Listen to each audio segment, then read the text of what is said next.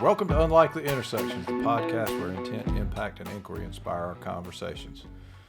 I'm Dr. Philip Brown, my good friend Dr. Terry Jackson. You're at the intersection.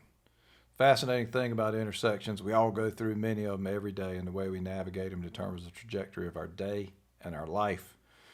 Today is just a quick reflection episode, reflecting on 50, our 50th episode. Terry, what do you think? Oh man, we've covered a lot in 50 episodes. From local to national to international, from business to societal, we've covered a great deal. And it's been fun. I know I've had a good time. I hope you have. Yes, it's been some very thought-provoking conversations, a lot of good laughter as well. Yeah, and such wonderful guests we've had. Yes, we Had have. some really powerful guests. We don't want to really recount all of them now, but I hope folks will go and check out unlikelyintersection.com or go to Unlikely Intersections on YouTube and look at all those episodes and those guests who have really been leaders all across the world in some cases. Yeah, absolutely. And as you've called this a reflection, and prior to starting this recording, man, we were having an amazing conversation about an experience that you had this morning, and our listening audience need to hear what you had to say. Oh yeah, reflections become a part of my life since I'm barely gainfully employed anymore, right? Yeah. But I got up really early this morning at 4:30, which is unusual. I don't usually get up quite that early, but for whatever reason, I just felt energized this morning. So I went outside and listened, and it's amazing what you can hear if you'll be still and quiet and just take the time. And it started out when I first went outside, it was frogs in the distance. There's a pond not too far away, and I know that's where it was coming from. I could hear it from that side, and it's almost like they ran a particular leg of the journey. And then all of a sudden, the frogs got completely quiet, and all around the noise was just crickets. This was all before the sun came up, and it was just crickets, and they sort of had a little turn at it. And then off in the distance, you heard like the first bird of the morning as it started to get just a little bit light, and these birds were making a little bit of noise, and and the crickets were no longer. Their journey for that time was over, and then the frogs came back in for just a little bit, and then it came to be a time where the doves, you could hear the doves whistling in the trees. They had their nest in this time of year. And it was just a really powerful reflection. And in the distance, I could also hear the ocean in the background, strongest from the south.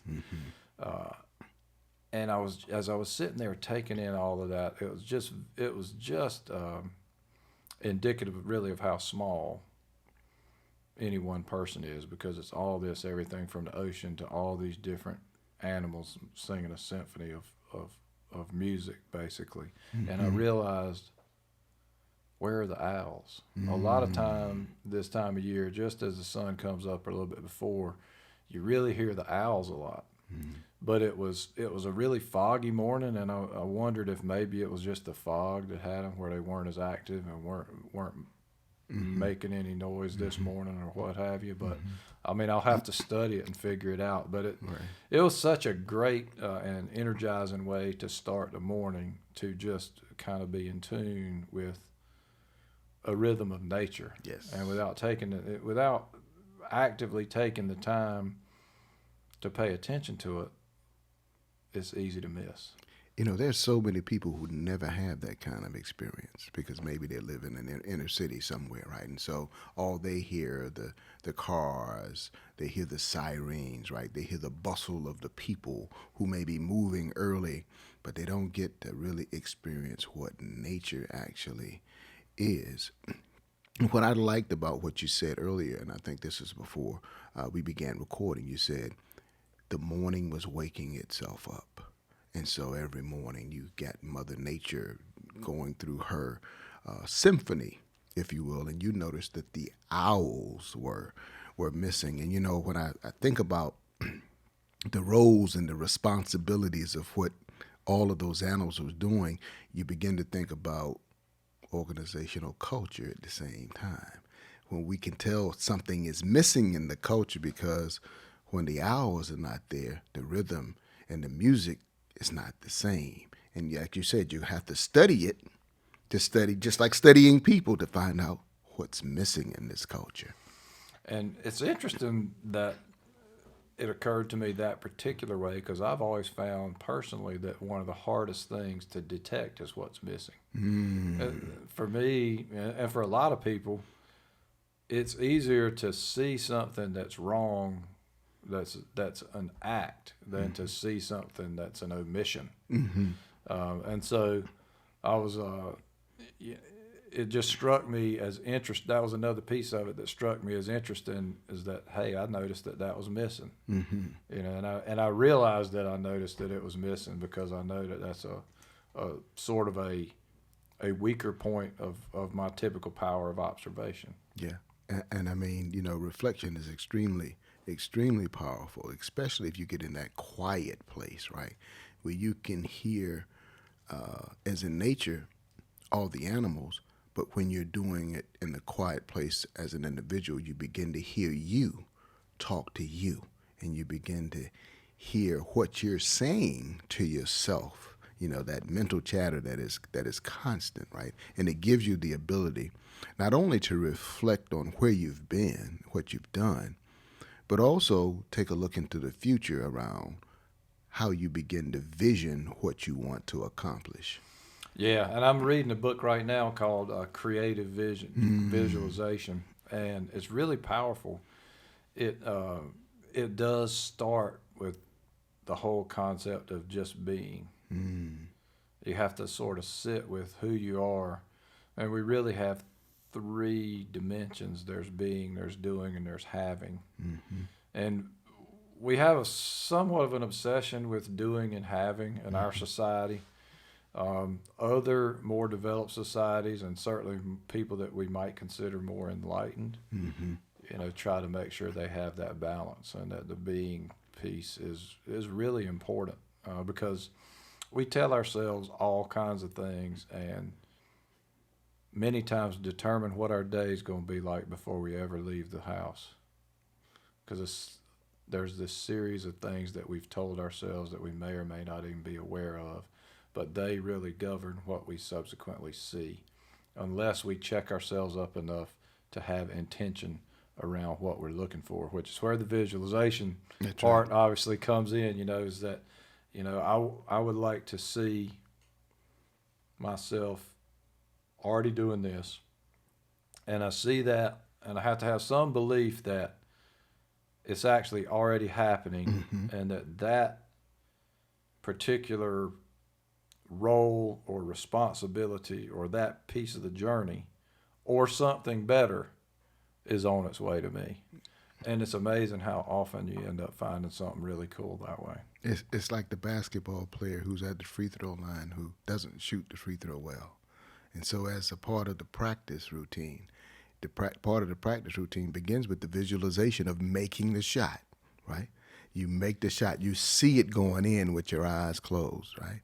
And then you go through the repetition of making the shot from the free throw line and envisioning it happening. And so through the routine of all of that, you become better. But you have to be able to see yourself doing it. You know, I reflect back on the work that we were, you know, doing at the hospital. But prior to that, I kind of envisioned myself doing some type of consulting work at the hospital, right? It may have taken the time that it took, but having the faith and envisioning it is what I really attribute a lot of it happening, right? Because I've had so many circumstances in my life where I saw it coming. I went through the affirmations of talking to myself about it coming, and then all of a sudden it manifests itself. So there's power in reflection, and there's a great deal of power in visioning as well. It reminds me of, I think it was Greg Norman, British Open, and it was talking about a drive, and the clarity of that vision has a lot to do with how fast you can move to it. And I remember him giving this interview, and he's saying, yeah, when I tee it up on this hole, I'm trying to hit the top left corner of the top left window pane in this building in the distance.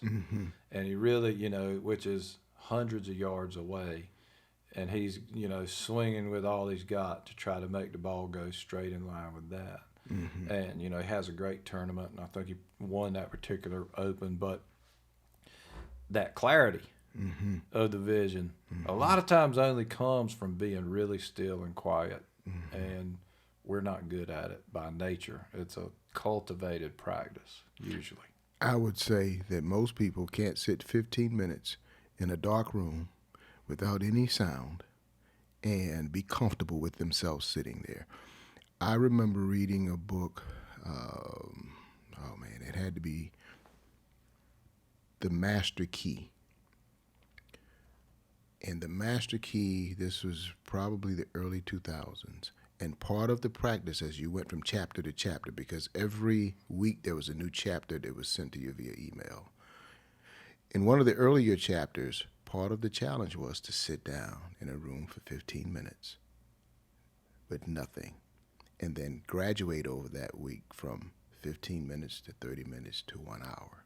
And so I got to the point where I could sit in the room, everything is quiet, no television, dark, eyes closed, for 1 hour and just sit there. So it is a cultivated practice that you have to happen, because we are so conditioned with everything that's going on in society, everything that's going on in our life. We want to hear sound, right? Whether it's the television, whether it's music, right? We want to be able to look at television and see something, and see somebody, moving. And oftentimes what happens if you're sitting somewhere and it's totally quiet, you begin to hear things that are not actually there. It's quite obvious. What was that? What was that? And it's because we are so in tune to having these distractions around us that we don't pay attention to what it means to be quiet and be silent. And it's such a fascinating journey. Right now, the particular part of the journey that I'm in is I've gotten to the point I'm really comfortable with silence for a long time. And when I'm in an environment where there are distractions, I can still get distracted, so I don't really like it. It's a little bit uncomfortable. Like what I would like to get to is where I can be silent. I can observe myself being silent no matter what's going on around me. Not there yet. I think I can be there for short periods of time, but then it kind of just, it begins to take me down some pathway of, well, that's just a bunch of racket. I don't want to hear that. I'm trying to think of, but it's incredibly valuable to take some undistracted time every day. And really, the thing that I've realized is how constant, the little voice in my head is. And it's constant for all of us. We just don't always recognize it. It's a fascinating, I don't think I'll ever be bored again. Let's just say it that way, because now I've realized how I can just sit there, and if I let that take hold and go, I can either follow it, and that goes through some wild stuff, or I can let it pass and get different. It's like, it's better than scrolling through the menu and looking at all these potential Netflix titles. I can just scroll through the menu of my chatter and say, don't want that one, don't want that one, don't want that one. Oh, I think I'll follow this one for a while. And it's the total antidote for boredom. There should never be any boredom. Yep. What I like to say is I'm often alone, but I'm never lonely, because I enjoy the company of me. Right. And with that, I have found ways to be able to take my space. It could be 1,000 people in the room. And because I'm an only child, I've found a way to take my space within those 1,000 people. I'm there, but I'm not there. Right. And I guess that's a gift that I've been able to cultivate over a period of time.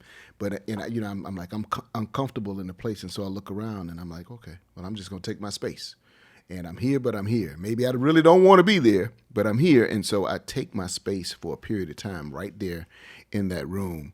And I guess to become more comfortable with me, because I'm not in a comfortable situation, for whatever reason. I'm just not comfortable. They can say that only children are moody and bratish and all that kind of stuff, right? And I probably fit some of that, right?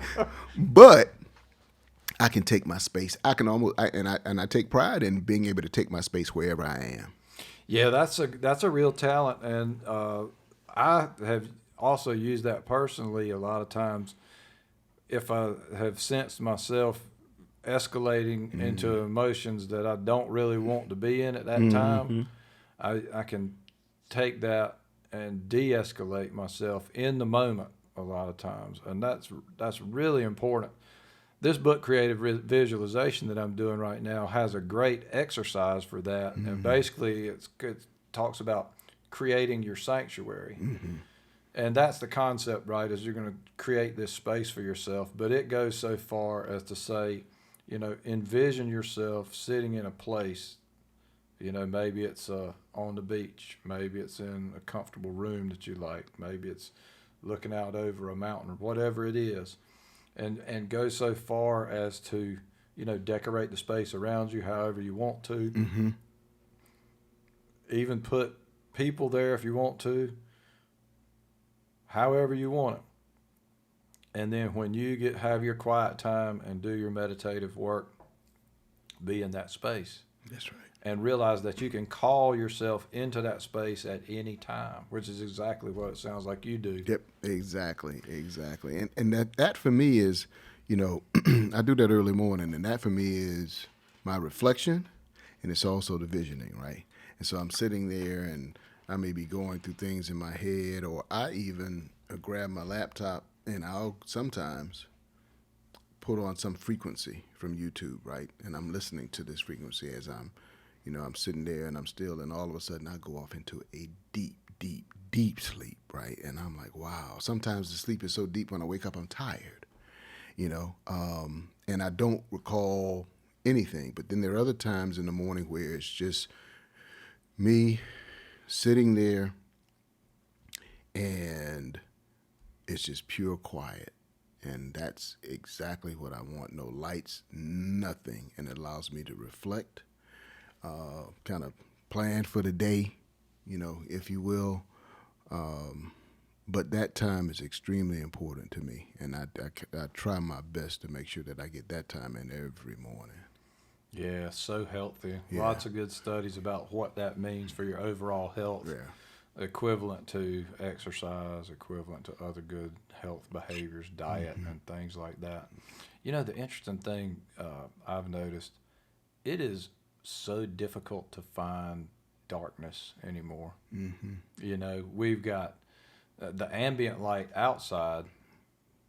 Anywhere near Wilmington is there's a lot of ambient light all the time that reflects from different things. But even in our homes now, with all the different things that are lit up, whether it's something, a clock on the microwave or something on the refrigerator or a phone glowing or the cable box. There's so many things that put light, even switches that have, a little blue light or whatever. It's like, man, how do you find darkness? And if you go out in the country places, you can certainly find it. And that's really, it's a different experience to be in what's really, really dark. Even if there's light from stars and moon, the amount of stars that we can see with this background light is minimal compared to what's really up there in a dark environment. That's another, I think, cool quest to go on sometimes, is just get out in the dark. Yeah, that's extremely, extremely valuable, where you just can't see, right? And given how we're conditioned, most people become fearful because they're, that's that nervous tickle. What's coming? I can't see in front of me. I can't see the side, and I can't see behind. So what's really, happening? And then, of course, if you're looking at all different kinds of movies, especially some of the horror movies, but the different some of the different things that happen, in the dark, people are just there. But because we've been conditioned, instead of finding it as a space of peace and deep reflection, we're looking for what the worst can potentially happen, because we've been conditioned by some horror story that Jason is going to show up, right? Yeah. It's amazing. And the truth is, there's so much more peace out there than there is anything else. That's right. But we have to look for it. Again, we get fooled by what we see all the time, either on mainstream media, social media, all those things. There's so much. One of the things that we talked about, I think, in a previous episode, or maybe just when we were shooting the breeze around episodes, was the women's NCAA tournament and the two reactions that you saw around the players doing the "you can't see me" thing. Yeah. And I thought it was just so fascinating that that there was a difference, but also that the players themselves said, "Y'all can just talk about it if you want to. We don't have anything to say. It's just part of the game." That's right. It's competition. And it was really, I thought that was really mature of two very young people to just say to the world, because both of these people have huge followings and everything, and they're just like, this is just part of it. This is what we expected. What are y'all doing? Exactly. That's what people needed to hear. Yeah, what are y'all? Yeah, exactly. Because I expect trash talking. Having played sports, that part of the fun was the trash talk, right? Trash talk before the game, during the game, after the game, and years after you've played, right? It's always about trash talking. And so I expect women and men to trash talk. I expect that at that level, right? It's just competition. And some talking heads took the situation and placed it in an environment it shouldn't be, right? And most of the talking heads who did it didn't do the research to find out that one young lady had done it 48 hours before the other young lady. They just began to assassinate the character. And then these two young ladies come together and they say, hey, it's just competition. What are you adults really doing, right? That's right. How much more are you going to screw up? That's right. Yeah, because you just screwed this moment That up. was such a great wake-up call. I thought, for everybody involved, that it just, it was, gosh, it's a be careful what you hear moment, right? Yeah. Or be careful what you see moment. That just, I think we can learn from it, but of course it's going to go away because of the news cycle. That's But right. there was a great lesson in that, right? Is that it was nothing. Nothing. That we made something out of. And even the Clark lady, they asked her about it immediately. She says, I was just trying to get to the handshake line. Like, they beat us. They played great. I was going to shake her hand and, go lick my wounds and live to fight again another day. That's you right. know, That's right. made nothing of it. And then it all blew up. And then they had to circle back and everybody say, hey, Yeah. it's yeah. really all right, Yeah, guys. you Y'all know had. this is- I know. I saw the guy who used to be an analyst at ESPN. I saw him come back and make an apology. There were a couple others I'm not quite so sure about, but it never should have gotten there, right? Human beings with egos, right? Thinking that they have the ability to come out and say something, and they haven't done the research. And so, how often do we as humans jump to conclusions not having evidence of what we're speaking about? Because that's what that really was. They spoke about something and had no evidence around. Or even who are they to make a judgment on that, right? Exactly. And you saw how flawed that tendency to make judgment is, because the people directly involved had a far different take on it, and they were the ones that were directly involved in it. That's right. And so put that in the DEI community, right? And you put that in the organization that's saying they're going to practice DEI. What did you learn from that outburst from talking heads, not from the young ladies, but from talking heads? How do people within organizations jump to conclusions not having all of the data, or making a judgment about another person not knowing what the background is? Yeah, sounds like they need more reflection. Yes. Speaking of reflections, we don't want to take a long time with this one, but what we'd like to do is circle back to episode 1. So we would love to have you, if you have time, to continue watching. We're going to plug right in to episode 1, Unlikely Intersections. Check us out on YouTube, Facebook, unlikelyintersection.com, or me at LinkedIn, Doc Phillip Brown, or docphillipbrown.com. And Terry? You can find me at LinkedIn, Terry Jackson, PhD. Find me on Facebook. Thank you for all of those who've listened to the first 49 episodes. We know you're going to enjoy 50 as well, and we look forward to having some bigger and brighter topics to discuss moving forward after 50. We'll see you at the next intersection. Hello, this is Dr. Philip Brown and Dr. Terry Jackson, and welcome to The Intersection, where intent, impact, inquiry inspire our conversations. Dr. Philip Brown and Terry Jackson, and we are at The Intersection. What is interesting is we all experience many intersections daily. We experience intersections at work, at home, at church, at play. How we handle those intersections will determine the trajectory of our day and our life. Unlikely Intersections is the name of this show.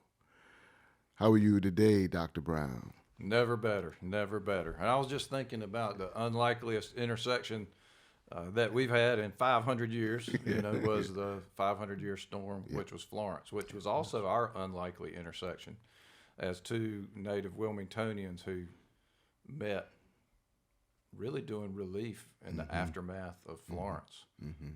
What a great story that really makes. Yeah, it was. I remember that day.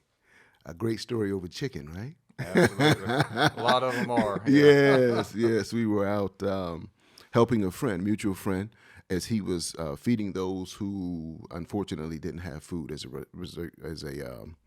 result of the storm. And this big white pickup truck pulled up. And I'm standing there, and I'm like, who's this in the truck? About 5 or 6 people get out. And who is it other than you, your family? And I think it was Joe? Joe Conway. Joe, that's Absolutely. right. That's right. So that was, the conversation, the food, and it was an unlikely intersection that's happened that's, helped us develop our relationship. And more importantly than that, man, found out that you attended New Hanover High School. You were a Wildcat, and I'm a Viking. So the rivalry continues, right? That's right. Absolutely. That's right. That stuff is real for those of us that come from Wilmington, no matter how wide we range, right? Like I know you've done global work, and I've been all over the state and country, and no matter what, those rivalries still stand, right? That's right. It's friendly, but nonetheless serious. Yes, very serious. I think we started discussing some of the people that we knew in common, right? I think it was Rondro Boney, Kenny Gaddison, and then I found out who your father was, Coach Mike Brown. I was like, wow, because I was a big admirer of your father for the teams that he built in the 70s as I would go watch the Christmas tournaments. Yeah, those teams were really special. We had Clarence Key, Walter Anderson, Calvin Slappy, a lot of other guys. They just were really good players in that era. And it really changed a lot on the basketball landscape because Walter Anderson ended up going to Appalachian State and playing for a guy named Bobby Crimmins. And if you remember, Walter Anderson's teams made it to the NCAA tournament from Appalachian State, which paved the way for Bobby Crimmins to go to Georgia Tech. And so by 1985, Bobby Crimmins had won an ACC championship at Georgia Tech. And that really just changed. I mean, people that are seen all the time now, like John Sally was a part of those teams that played for Bobby Crimmins. And you think, without those intersections, would any of that stuff have happened? That's right. And I didn't like that Georgia Tech team because I was a Carolina fan, right? And, those were great teams down there with Crimmins. And I remember him at Appalachian State with Walt. And I actually wondered, why did Walter Anderson go to Appalachian State? Because a lot of teams were recruiting him. However, he chose Appalachian State, and they had great teams there in the NCAAs. But I guess that was an unlikely intersection for him, too. A guy from Wilmington, North Carolina, down on the coast, going up into the mountains, right? Unfamiliar territory that he actually was discovering for himself and I'm sure for his family. It's like you and I, having all these people in common, right? And having traveled all around it, and all of a sudden we meet during a time of crisis, right? To help others, and that unlikely intersection, and what the result has been as a result of that. Yeah, isn't that something?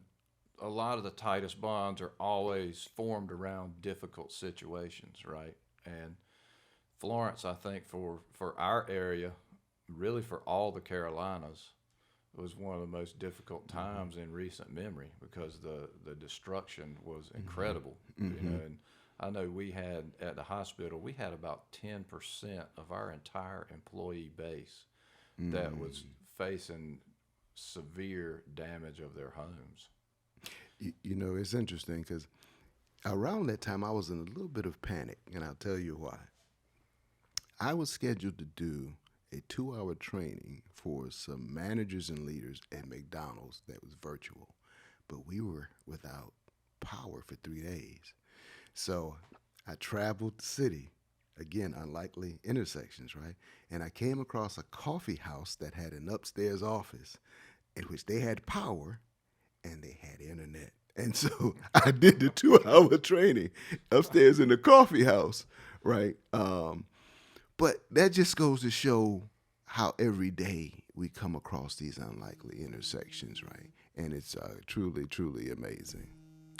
Yeah, I mean, Florence sort of opened my eyes to so many different things, I'd say. You know, we had been doing a ton of social determinant work in the community. That had started over a year before that. But it was so fortunate that the intersections that had been created during that work really fed right into our ability to get into the community during Florence, right? Because if we didn't have those relationships, you know, I'm sitting in there at the command center trying to figure out how to get relief different places. Well, because of all of our work across the community, I knew tons of people to just call and reach out to. And that's ultimately what led to me being in Love Grove and meeting you that day. Yeah, that's right. Is That's I right. knew who to talk to, and we delivered some extra supplies that we had from the hospital out into the community to different places, and ended up over there with you and Sam. Yep. I remember getting the call, I think it was that morning, and someone said, "Hey, Sam is going to be serving food over in Love Grove." I said, "Well, man, I'm going to go over there and help." And so it was a nice sunny day because, the storm had basically passed. You know, you still had the power outages and the limbs down and all of that. But he chose a place that was pretty open to everybody and people could access. So I pop up over there, and not only am I serving people, but I'm serving myself too because the chicken was good. Yeah, well, The chicken. all four of the pieces. Yeah, I that's had. right. That's right. The chicken was good, and we're serving plates, and like as I said, you got out of your truck and your family, and so I got a chance to meet your family at the same time, and had those Wilmington, Hanover, Hoggard kind of conversations, and who was best, and the teams and the talent, and that's for those who don't know, that's special, right? Especially in Wilmington, because there's so many relationships. And unlikely intersections simply because you may have attended a particular high school, but everybody knew everybody because we either played ball together in the summertime, we played ball together coming up in Little League. And so for those that you didn't meet coming up, to meet them now, those conversations are still extremely important, and you get the chance to understand how people have traveled in their life and unlikely intersections that they've had throughout their life as they've gone beyond that whole Hanover-Hoggard rivalry. Yeah, it's a big, big web, right? Yeah. And the interesting thing is, it's one thing to have the unlikely intersection, but then there's what happens next, right? So if you think about our particular thing, I would give you the credit for what ultimately became the relationship that led to this show and everything else, because we met. I went immediately back, command center for, getting out of the crisis. And it was an intensive work experience trying to do all these things that needed to happen to deliver health across the region, including to so many of our staff that were affected. as well as my own stuff that had, Right. a hurricane. Right. And so, time passed, and were it not for you remembering and reconnecting, you know, that might have just been a one-time event. But isn't it great that it wasn't? Yeah, it was great that it wasn't, because we're talking September to November, right? And we're talking about the Monday after Thanksgiving for the collard greens, That's right? So we had that in common. That's a likely intersection, Oh, right? yeah, that's it, yeah. And so, yeah, I would agree with you. And it's over food, right? Like, it's amazing when you have those intersections over a meal, somehow it makes a difference, right? That's one of the reasons why I always like to say food is medicine.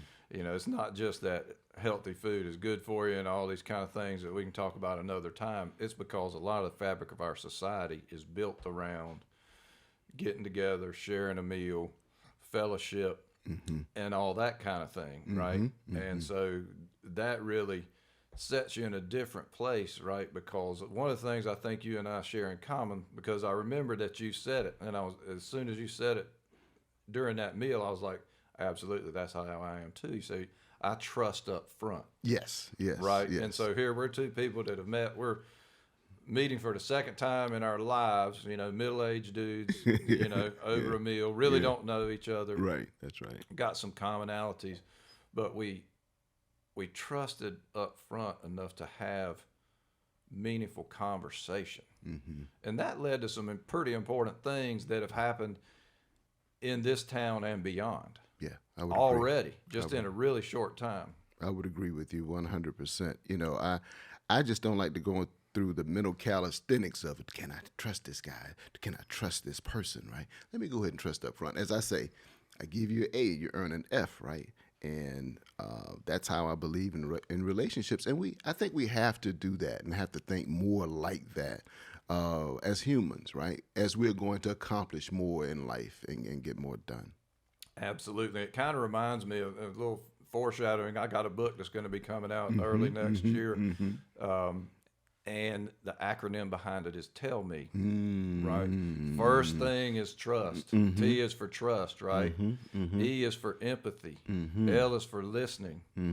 L again is limit. Limit certain things depending on the situation, right? M is maintain, whether that's friendships, whether that's health, whatever. And E is to eliminate all true barriers, right? Wow. And so if you think about the fact that we connected on some common heritage, that put us in an empathy space right away, right? So Absolutely. here you got two dudes that trust up front and empathy exists, and then we're listening to each other because we want to hear the stories that the other guy has about what it was like That's right. at Hoggard versus New Hanover. That's right. That's right. And so That's right. it set us up for success going forward, whether that was engagements that you ended up getting working through the hospital, whether that was really the startup nonprofit that became NC Swim, whether that was any of several other things we've done in the community together, or whether that is ultimately me becoming a member of the Marshall Goldsmith 100 Coaches. All those things were born out of conversations and relationships that were based on trust, empathy, and just listening to one another to understand, how could I potentially have a little bit of a positive impact That's right. on my friend, That's right? right. In a way that is purposeful and benefits a lot of people. And let me give you one example of that. I remember being at my mother's home early one morning a couple of years ago, and I want to say it was in August, and she had gotten up to get herself together for the day, and she tripped and she fell. She tripped and fell because she had on some bedroom shoes that she probably should have tossed away years ago. But who am I to tell my mother which bedroom shoes to wear and which ones not to wear? And so she tripped and fell. She broke her leg. And as I'm there with her, hearing her go through the pain that she went through, one of the first people I thought about calling was you. Simply because I knew that you could kind of open the way for the service or the treatment that she needed. I remember calling you that morning. I said, hey, I have I said, Doc, my mother has she tripped, she fell, she broke her leg. I've called the rescue squad, and we're going to take her out to Cape Fear. And you said, you don't have anything to worry about. They'll be waiting for her when she gets there, and they'll give her the red carpet treatment. And so when my mother arrived in the ambulance, I remember someone saying to her, "You must be imported." And she says, "I am." But it was all because of making the call to you, the friendship we had established, the trust that we had established. And, it's just who you are as a person. I've seen you do those kinds of things with other people as well. So it's embedded in who you are to do that. And if I never said thank you for that and that I'm grateful, I am grateful. But that's just an example of how this relationship, an unlikely intersection, has happened over a very short period of time. Yeah, and it's interesting because the truth of it is, your mother is one of our own, right? Right. As a right. long-term employee of New Hanover Regional, and it's obviously important to always take care of your own. Right. And that's kind of how I view the whole community. It's not uncommon for people to reach out for different things, health-related. I always try to help. I don't always get it, right? Because it's such a complex, it's such a complex world now in terms of disease management. And my background is vascular surgery. That's what I know and what I've done. But I do know people. And, one of the things, talking about trust, in my career, one of my aspirations was to just be a trusted person on the inside for anybody who needed to know, right? So as a vascular surgeon, it wasn't my goal to operate on everybody who needed a vascular surgery operation, but I wanted folks to feel comfortable asking me what I thought, whether that's who they should connect with for a given problem or what I thought about that problem. And then I would give them my best advice, best authentic opinion, and we'd both be satisfied, right? Because I've said what I think is right. They have trusted in me for that opinion. And ultimately, it's their decision, right? And that's one of the things that's so challenging, not to get too much into medical care, but, one of the paradoxes that we don't get exactly right, this will be in the book too, giving all these book Good plugs. Right. But the paradox is that the medical professionals are authorities on disease diagnosis and treatment, but it's the patients and their support system who have authority to make decisions, right? So they have decision rights. And when we get those two things confused, we set people up for failure, right? Because you have a different expectation on the behalf of the patient and the medical professional, and that never works out well, right? We all need to get on the same page so we know what to expect, how it's going to go, and it just makes things much better. And it's interesting that you say that about getting on the same page, because you being a medical professional and the platform that you have, because of course, Novant Health, which was formerly New Hanover Regional, medical regional, is the largest employer, right? And we're going to get into this in another episode, but that trust is needed by the community, within the community, to have trust in that particular institution, right? And as we see the needs of the community, of the region, that trust has to be the same around whether it's diversity, equity, inclusion, economics, transforming this region as we know it today to be a better, bigger, healthier, more robust economic region. Trust is major in all of that too. And so we're experiencing some challenges with that trust, given certain things that have happened here recently in this region. It's true. And some of it, quite honestly, is unfortunate timing. Right, because the truth of it is that COVID, right by itself, put us into a much lower trust environment. I mean, you never knew what to believe. The truth is, we didn't know. Like a lot of this time, right? Like we started out very conservative, trying to understand how to keep everybody safe, keep people from dying, right? Right. But we learned a ton over the time. And so what happened was when the advice kept changing, people they got where it was hard to believe anything. And that's just a tough environment to be in. Well, in the middle of that, we've got this multi-billion-dollar acquisition of the health system, all the changes that were ushered in terms of staffing across the country, right? And the missing piece right now, I think, is that the whole truth of what the partnership is going to mean has yet to be told, right? So talking about famous Wilmingtonians, Michael Jordan gave us $10 million to build 2 clinics. Those are access-based clinics in historically underserved communities. That's a great thing, right? And there are tons of other good and awesome health changes that are going to occur. Right now in the acute care setting in the hospital, it is just very, very difficult right now. And that has to do with staffing. It has to do with morale. It has to do with the fact that a lot of times now, even patients don't trust the environment that they're coming into. And that just sets us up for so many bad things, right? Because if you're in a low trust environment, are you going to really be forthcoming in telling somebody what's wrong with you? Or are you going to tell them what you think is enough and hope it is? Yeah.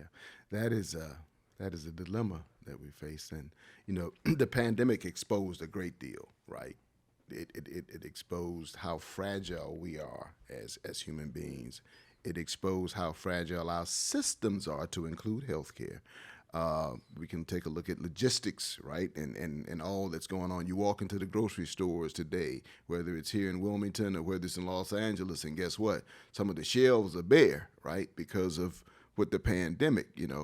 I like to say that the pandemic put us at the intersection of instinct and intellect, right, because you got to figure out which one to use. Do you use your instinct? Do you use over intellect? Do you use intellect over instinct? Is it a combination of the two? Because we've never been here before. And this has created what I like to say a new reality. Not a new normal, but this is a new reality, and every day is a new step. And it's creating much more unlikely intersections in all that we do every day as we move forward from or move further into this thing called the pandemic. Absolutely. And the interesting thing is these unlikely intersections occur, and it turns out because people aren't familiar with how to handle things like that, there are lots of crashes. That's right. There are lots That's of crashes, right. That's and right. you see all these bizarre things maybe that you would never have imagined. You never would imagine the amount of, I would say, fear, maybe it's anger that is inside of people based on what they've been through, that comes out in all these different ways, whether you talk about an increase in violence, whether you talk about crazy things that happen on the highway, whether you talk about just the level of basic human civility that people are treating one another with. I mean, we see it all the time in the healthcare setting. When folks are coming in, I mean, you've got all these assaults in emergency rooms across the country, some fatal, right? And it's just different. I mean, who would have thought that the environment would be dangerous in that way? Yeah. I think there have been some key terms, right, that people have been talking about, especially in the business space, right? And we use it every day, the uncertainty and the ambiguity of it all, right? And when we think about uncertainty and ambiguity, it's always existed. But the pandemic, man, it just brought an acute awareness to those two terms of ambiguity and uncertainty, and how people are going to operate throughout their day, not knowing whether or not they go to the grocery store and if there's milk there or if there's water there. And now we're coming upon hurricane season in this area, right? And so that even puts more of a strain on our system, as we saw back in with Florence, the destruction that happened, how long it took the power to get back, and then I think it was doing Florence when we experienced the gasoline, where the prices went up because they couldn't get gasoline to this area, right? And there are other areas in the country the same way, right? So it's going to be real interesting this fall during hurricane season to see how much more we are stretched, but how many more unlikely intersections will happen. So we can look at it one of a couple ways. We can say, well, man, this is not a good time, or what are the opportunities that present themselves because of these unlikely intersections? Yeah, it's all about the opportunities, right? It's about seeing them. It's about maybe having a high enough level of trust to be able to listen and understand, right? Because that's the thing. Sometimes if we can just take that pause, if we can just make that minimal investment in time to hear somebody out, maybe walk a mile in their shoes and figure it out, because we've seen that, right? So this whole concept of walk a mile in somebody else's shoes, we saw that play out in COVID in very historical patterns. And early on in the pandemic, we saw just massive, massive differences in outcomes between white people and people of color. These are historic patterns. And when it came, we finally really started figuring out that when it came to vaccines, we needed to do something different. And I'm really proud. Our system actually had the most ambitious goal across the state, which was to eliminate vaccine disparities, right? To not have any difference in the vaccination rates of the different populations. So what did we do?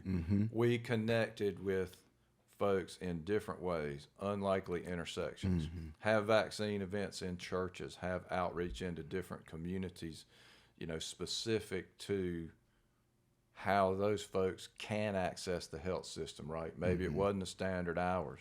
Maybe we set up a vaccination mega operation at a movie theater, right? Like, how often do you think of a movie theater and the health system coming together? A really unlikely intersection that saved no telling how many lives in our region and became a national model, right? So, we've learned from that, and we need to build on that, right? Because when we look at what's happening in health, these patterns are the same.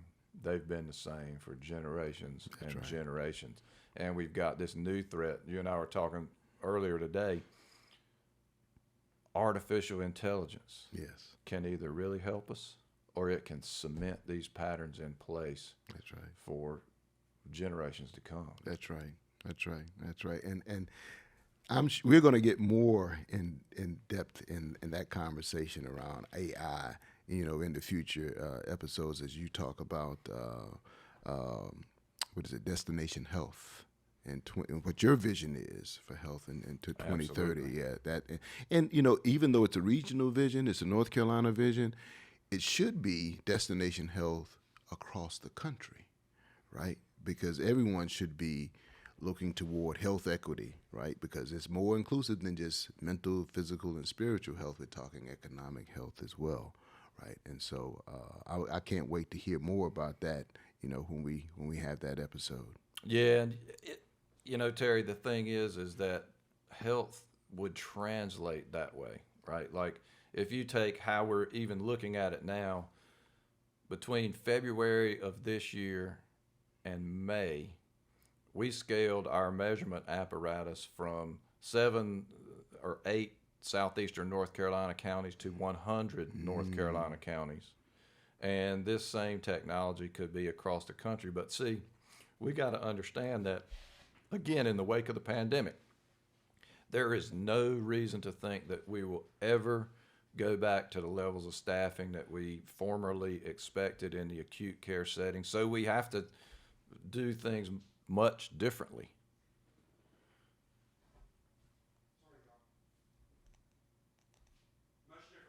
So we have to do things much differently. And some people might call that transforming health.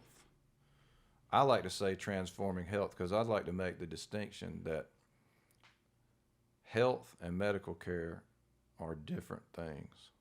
We say health care. That's really an oxymoron, right? Because if you have health, you don't need much care. Yeah, that's right. In the way we define it, right? That's You need care in different ways in the other dimensions you talk about, whether it's economic, whether it's all these other things. But medical care and health are in need of distinction from one another, and we need to start thinking about it that way. Thinking about if you do end up in a healthcare facility, especially an acute care facility, health has failed, Yes. and you're in a whole different place. Yes. Yes. So I'd love for us to, think about things that way differently, and that ultimately is how you scale it across the country to make America as healthy as we ought to be based on our level of prosperity, which right now we ought to be embarrassed. And those of us who live in the health and medical care space, we are embarrassed by our performance on a global stage because we rank in there in the bottom of developed countries for most measures that are looked at. It's ridiculous. And that vision alone of transforming healthcare and redefining what healthcare actually is, that's going to generate some unlikely intersections, not only in this region, but across the country. Absolutely. And you think about, you get Amazon playing in these spaces, you get Walmart, you get CVS, which is a little closer, but they're in the provider space a little more now. Lots of those things are being experimented with, and something may take off. I don't know.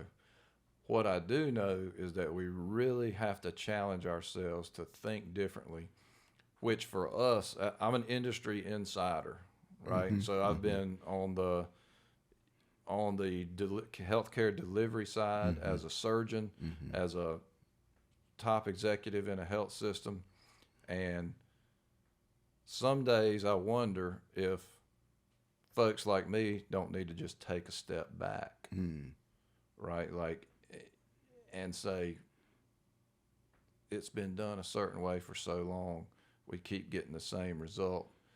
Let me take a step back and let's make some room for some fresh ideas of how we could really do it better. Right. Or maybe let me apply myself outside of that, hyper specialized medical care arena and start thinking about health, right? Because maybe it's a role reversal. Insiders start thinking about health, and folks who really maybe have not been in the inner circle of what we have called the healthcare industry really begin to think about medical care. It's another unlikely intersection in a different kind of way, right? And those kind of conversations need to happen because what we're doing clearly is not delivering health.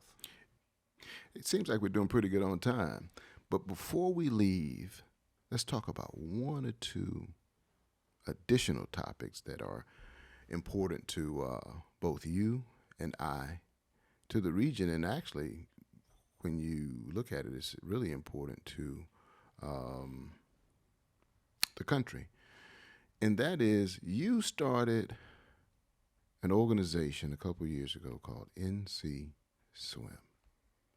I like to get into that story of why you started that organization and what your experience was to start that organization. Oh yeah, it kind of reminds me of a saying that I've heard you say many times, right? Sometimes you have to act your way to thinking. And so the NC Swim story is deep, so to speak, right? To use a swim metaphor. So long story short, there were a small group of parents who found themselves with a team without any place to swim, and folks were going all the way to Brunswick County to swim, way down at the BCC natatorium, and finding time where they could. And so we really, as parents, started doing an exhaustive search locally of where we might be able to swim, because we'd been excluded from facilities like the YMCA, YWCA, and then UNCW pool had other commitments. And so we started really thinking about, okay, what's available? So, we looked around. There are these municipal facilities, whether you talk about Robert Strange Park, whether you talk about Legion, Northside, And as we were sitting around a small table, not much bigger than this one, it suddenly hit me about the community health assessment that New Hanover Regional had done in the North Side. And one of the asks was for safe places to exercise. So we put that together, right, and said, okay, let's make our team something bigger than just a competitive swim team for a bunch of privileged kids. And so out of that was born the Learn to Swim free lessons for kids from North Side. And that program grew. It's so amazing. I remember the very first session that we had, 37 kids, right? And the question immediately was from a parent that says, when can we learn? Right, because if our kids are going to be exposed to this opportunity, we need to have some competence to help them to be safe and everything. And so very rapidly, the program went from Learn to Swim and basic water safety for kids to multi-generational. And that's where it is now, not only in partnership with City of Wilmington and Red Cross Centennial Program, but also UNCW. We have water aerobics. We have all of this to make swimming an inclusive sport. I mean, it's worthy of its own show at some point, you know, but I will tell one story that I think is emblematic of Wilmington, because we, again, had these relationships that developed out of this program, right? We had scholarship programs for kids from the North Side who couldn't afford to join the team if they had interest in swimming, and from that, relationships came. And I'll never forget, around Christmas, I was over in North Side off of 8th Street, and we were putting together a bunk bed for one of the families as a Christmas present, because they had had Florence problems, right? They had relocated several times during Florence, finally found a stable housing situation, you know, over a year later. And we're putting together this bunk bed, and so my wife has the idea, let's just order pizza for everybody. And it's right over on 8th Street. I mean, it is it is a few hundred yards from where we sit, right in the middle of the city of Wilmington. So she orders it on the app on her phone and everything, and you know, we get the bed put all the way together with no pizza. Right. Like, what in the world is going on? So anyway, long story short, she ultimately finds out that Domino's doesn't deliver after dark to 8th Street in North Side. And for her, my wife, and for our kids, that was something they had never experienced and didn't realize was real. And as we were problem solving and working through with the family what we should do, right, because we're all hungry, wanting something to eat, the comment that struck me the most and has really stuck with me is that the mother said, don't worry about it, we'll be fine. That's just what it's like to live here. Right? And I think we can do better, right? Like, that's a place to act your way to thinking, right? What does inclusion really look like? Because, I mean, Domino's Pizza is less than 2 miles from where we were. And in fact, we were driving by it on the way home. You know, and it's not a franchise thing. I don't mean to demean Domino's. It's a local ownership thing in that particular case. But, you know, the thing is that those kind of barriers don't need to be there. Absolutely. Absolutely. We're talking about humanity, right? When we can move past some of the false obstacles we may see to understand that we're really dealing with just human beings, right? Understand that they may have made a policy around a business decision, given some experiences in that particular area, or trying to prevent certain experiences from happening. But at the end of the day, we're still dealing with human beings, and we have to be mindful of that. Well, that's the thing, is recognizing one another's humanity is where it starts. And we see this in the diversity, equity, and inclusion space. You know, we see that gap all the time, right? Is that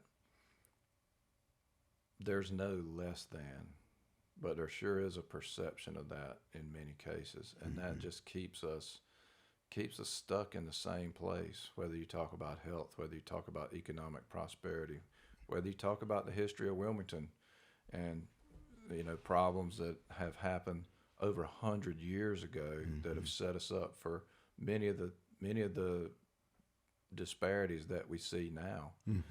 Absolutely. They're just patterns, right? But it starts with that humanity piece. That's right. And I'm always moved to wonder,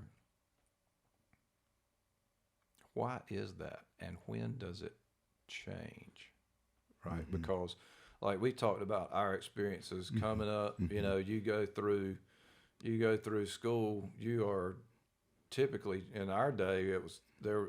Integration was heavy, maybe less so now. Whole nother topic, Right. But what happens along the way?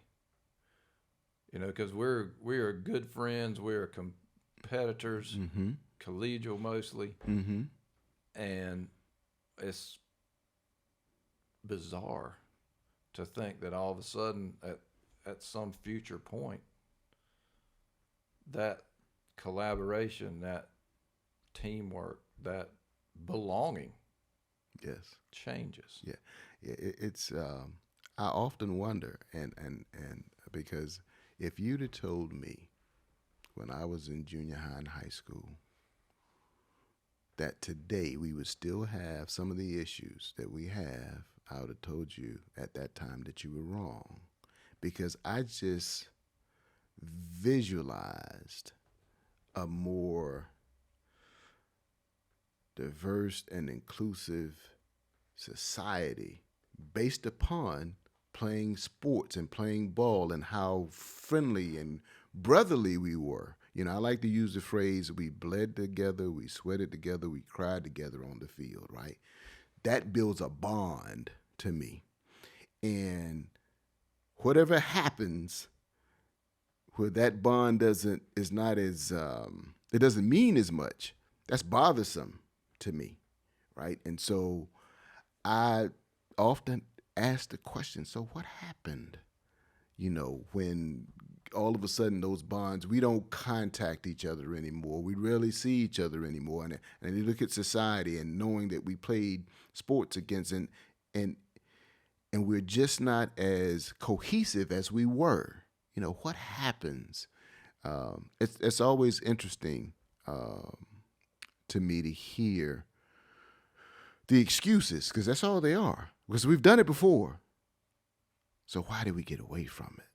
Because sports is probably, from an institution of bringing people together, it's probably, well, people, like I said, you cry, you bleed, and you perspire together, right? And it's just difficult for me not to see what I thought would be, given where we are in 2022. And that begs the question, what does it take to make it be more like the vision that you had, the expectation that I frankly had as well at the same stage of life? What does it take, and what might that look like for us? Yeah. What do we have to do? And more importantly, what do we need to stop doing, right? Because there's a lot of things we need to stop doing in order for us to come closer together as a society, because, there are, again, policies and barriers that sometimes are put in place. And so what do we need to stop doing? What do we need to end? And then what we need to start doing as well, as you mentioned. One of the things that has struck me, especially as over the last 5 or 6 years, as I've personally gotten deeply into this work in the communities, is proximity. Mm-hmm. To quote Brian Stevenson's number one thing, proximity, right? And for me, the NC Swim story, along with all the other health factors, kind of took me to a space. And at first, it's uncomfortable, right? And as you're close to these disparities, to these things that you feel like are unjust, that shouldn't be, these policy differences, whatever the case may be, you're uncomfortable. And there's a decision point there, right? do you step away from the discomfort or do you stay in it? And for me, the choice was to stay in it. And over time, a pretty short time, I began to realize that I was staying in it no longer despite my discomfort, but because I was uncomfortable. Mm-hmm. And it was at that point, I think, that I began to be able to make a better difference, Mm-hmm. right? Because it really attached to my sense of purpose and a core value of justice that for some reason I have. I guess my mom and dad instilled it in me or whatever. Yeah. But, you know, it was that shift, right, to stay with it beyond the point of being uncomfortable and ultimately be staying with it because I was uncomfortable, because those things shouldn't be allowed to persist. There should be something better. Yeah, I would agree with you. And it's interesting because from your perspective, you know, you can be comfortable if you choose, right? But you're choosing to be uncomfortable because of that whole justice paradigm that's been embedded in you by your parents. And so you're looking at it from kind of the outside in, a different perspective, whereas there's certain people who are walking in it every day, right? And so they become comfortable with the way that the system is. And it's okay. And for me, I've never been comfortable with the way that the system is, right? It's I'm a born nonconformist, you know. So if you tell me the sky is blue, I'm gonna tell you something different, right? Intentionally, because that's just how I'm built. However, you know, to walk in it on a day-to-day basis, and more importantly, to be able to speak it and speak it in such a way that it's still respectful to everyone, how you portray the situation. Because oftentimes these kinds of topics bring about a great deal of emotion, and people become emotional, and you know the conversation changes, the language changes. But to be able to do it in a calm fashion so that people can understand or at least receive a different perspective of what it actually is, right? And there are a lot of people who don't want to understand what that perspective actually is because they're so rooted in the status quo, and the status quo has always been the enemy. Absolutely. It's interesting. It kind of, you know, that's where those personal hurdles come up for folks, right? Mm-hmm. Is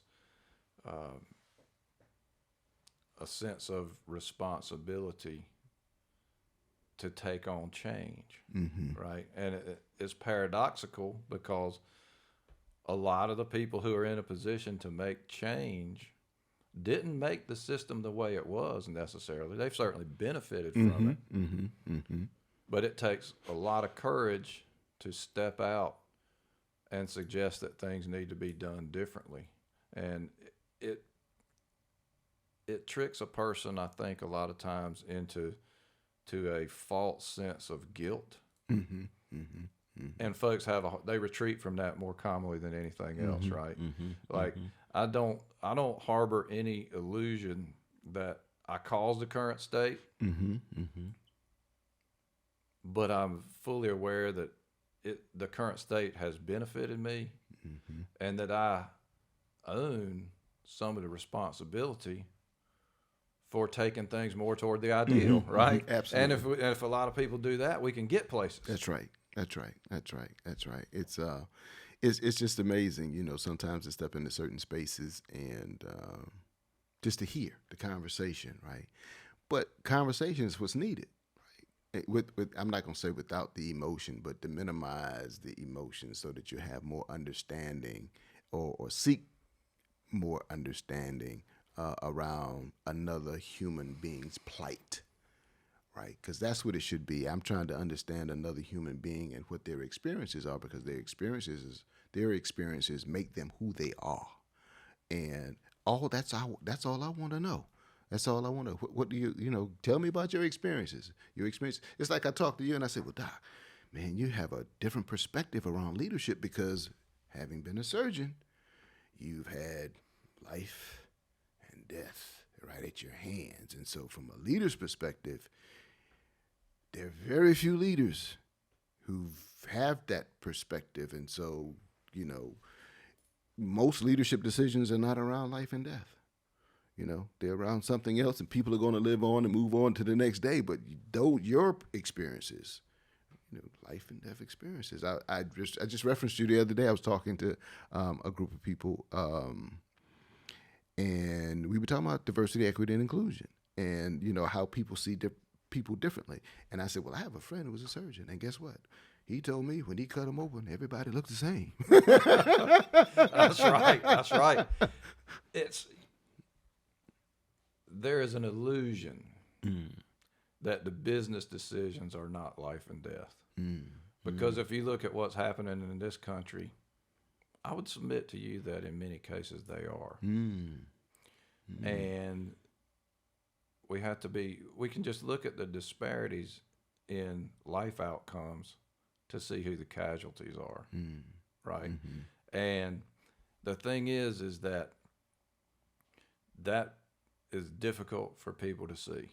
And it's a place in my career in leadership that I've always struggled, even in healthcare leadership, right? Because I'm looking at where business decisions are made that I think may be risky, and trying to figure out how to attach that person to the fact that, you know, certain decisions really are life or death, right?